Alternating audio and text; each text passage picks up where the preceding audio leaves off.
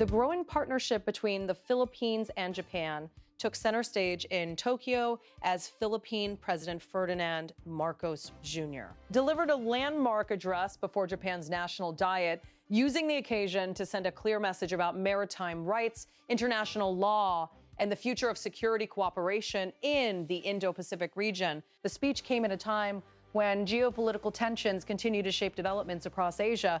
Disputes in the South China Sea, increasing military modernization efforts, and growing concerns over freedom of navigation have pushed regional governments to strengthen cooperation with like-minded partners. Against this backdrop, Marcos used his appearance before Japanese lawmakers to reaffirm the Philippines' commitment to a rules-based international order while highlighting the increasingly close relationship between Manila and Tokyo. His address was more than a diplomatic gesture. It reflected the strategic transformation taking place across the Indo-Pacific as countries seek greater cooperation in response to emerging security challenges. The visit also underscored the growing importance of the Philippines-Japan partnership, which has expanded significantly over the past decade in areas ranging from defense and maritime security to trade, infrastructure, and economic development. Speaking before members of Japan's legislature, Marcos emphasized that both countries share common values and common interests, particularly when it comes to maintaining peace and stability in regional waters. As maritime democracies, the Philippines and Japan are committed to strengthening maritime security and ensuring that our seas remain open, secure, and governed by rules and not by force, President Ferdinand Marcos Jr. said. The statement captured the central theme of the address. For the Philippine leader, the issue extends beyond territorial disputes. It concerns the broader principle that international law should guide the conduct of nations, regardless of their size or military strength. Throughout his remarks, Marcos repeatedly highlighted the importance of maintaining a rules-based order in a region that has become increasingly central to global trade and security. The Indo-Pacific is home to some of the world's busiest maritime routes, and any disruption to freedom of navigation could have significant economic consequences far beyond Asia. The president argued that stability depends on adherence to internationally recognized legal frameworks and the peaceful resolution of disputes. He stressed that sovereignty, territorial integrity, and equality among nations must remain fundamental principles guiding international relations. In an increasingly complex Indo-Pacific where tensions test the resilience of a rules-based order, our two nations remain unwavering in our commitment to uphold international law, promote stability, and advocate for the peaceful settlement of disputes, Marcos said. The remarks reflected concerns shared by many governments across the region. Competition among major powers has intensified in recent years, while maritime disputes have continued to generate friction. The South China Sea remains one of the most sensitive flashpoints, with overlapping territorial claims involving multiple countries. For the Philippines, maritime rights have become a defining issue of national policy. Manila has consistently emphasized the importance of international law in addressing disputes in the South China Sea, particularly following the landmark arbitration ruling issued in 2016 under the United Nations Convention on the Law of the Sea. That ruling rejected many of Beijing's expansive claims in the South China Sea and affirmed Philippine maritime entitlements under international law. Although China has continued to reject the decision, the ruling remains a cornerstone of Philippine diplomatic and legal strategy. Marcos reminded his audience that the Philippines continues to support peaceful mechanisms for dispute resolution and remains committed to defending its maritime rights through legal and diplomatic means rather than confrontation. In July of this year, we marked the 10th anniversary of the arbitral award on the South China Sea, which embodies the Philippines' determination to resolve disputes through peaceful means and mechanisms that are provided under international law. Marcos stated, the timing of the speech added additional significance. The year marks a decade since the arbitration decision, a milestone that carries symbolic importance for Manila's efforts to reinforce the legitimacy of international legal institutions. Beyond maritime disputes, Marcos used the address to highlight the remarkable evolution of relations between the Philippines and Japan.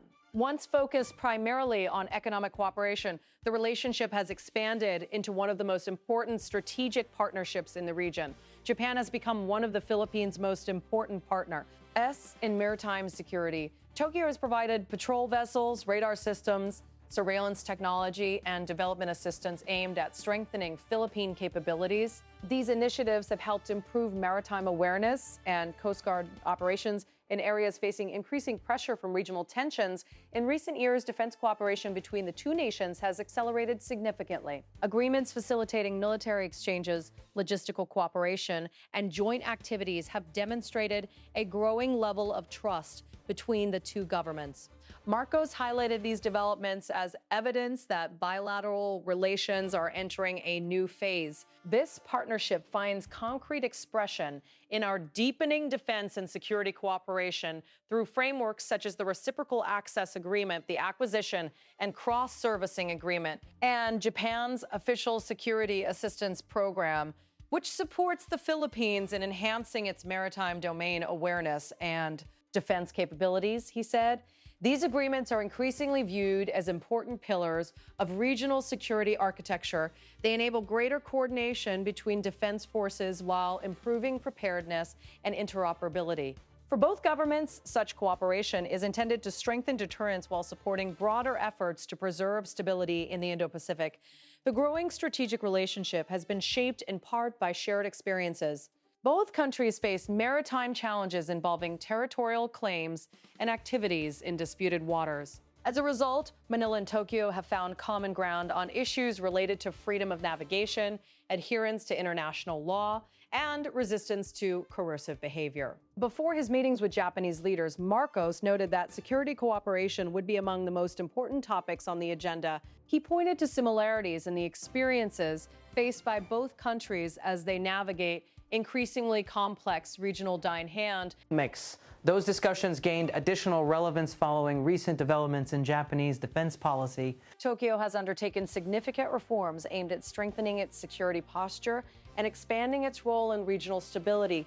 These changes have included adjustments to defense spending, military planning, and arms export policies. Such shifts have created new opportunities for cooperation between Japan and regional partners, including the Philippines. Reports in recent weeks indicated efforts to accelerate defense-related cooperation, including discussions involving naval assets and maritime capabilities. The strengthening of ties reflects a broader trend across Asia, where governments are increasingly investing in partnerships that can help address emerging security concerns. While economic cooperation remains essential, defense and strategic coordination are becoming equally important components of international relationships.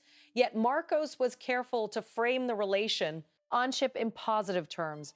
Rather than focusing exclusively on challenges, he emphasized the opportunities created by closer cooperation between democratic nations committed to shared principles. Throughout the speech, references to peace, stability, and mutual respect remain central themes. The president argued that international cooperation should not be driven by confrontation, but by the desire to create a more secure and prosperous future. He also stressed the importance of ensuring that all countries, regardless of their size or power, have the ability to pursue development and safeguard their interests within a fair international system. We affirm our deep respect for sovereignty and territorial integrity and our fundamental belief that all states, regardless of size or power, are equal, have a voice, and are free to pursue their development in accordance with international norms and law, Marcos declared. That message resonated strongly within the broader context of Internatio. Now, politics.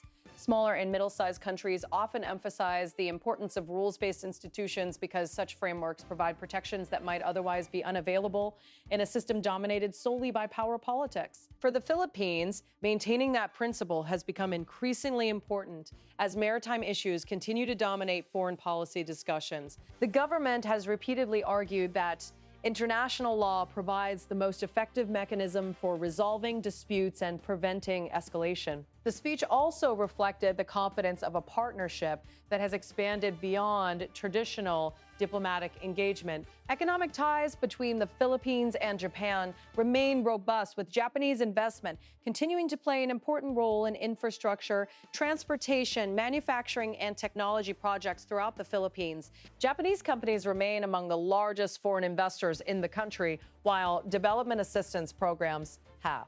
contributed to major transportation and infrastructure initiatives. These economic links provide an additional foundation for the strategic partnership. Observers noted that Marcos' address demonstrated how closely economic and security interests have become intertwined. Stable sea lanes are essential not only for defense considerations, but also for trade, energy, security, and economic growth.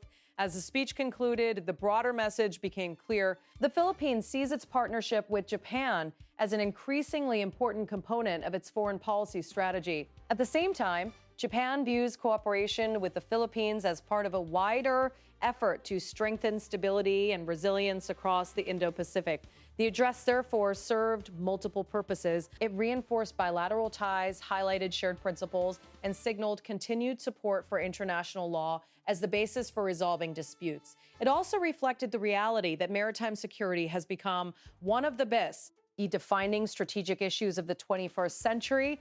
For Manila and Tokyo, the challenge now lies in translating diplomatic commitments into practical cooperation. Joint exercises, defense agreements, maritime awareness initiatives, economic partnerships, and diplomatic coordination will likely continue expanding in the years ahead. What remains certain is that both governments are positioning themselves as advocates for a regional order built on law, cooperation, and peaceful dispute resolution. As tensions continue to test the stability of the Indo-Pacific, the messages delivered before Japan's National Diet underscored a shared determination to preserve those principles. The speech may ultimately be remembered as an important milestone in the continuing evolution of Philippine-Japan relations. More importantly, it offered a glimpse into how two key maritime nations intend to navigate an increasingly uncertain strategic environment through partnership, cooperation, and a commitment into rules rather than force